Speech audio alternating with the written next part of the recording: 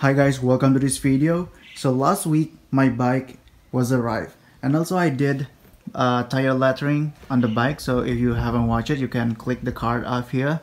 So what I'm going to do in this video is to make indoor bike trainer and also a bike stand.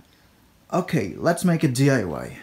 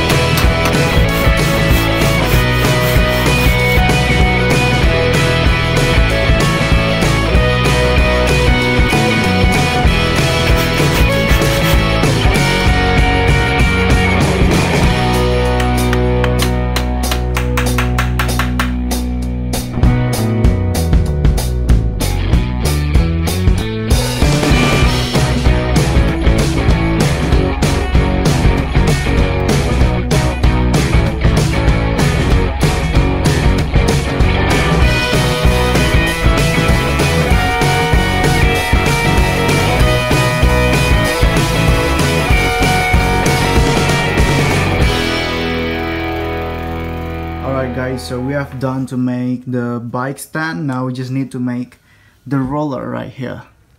Okay, let's do it.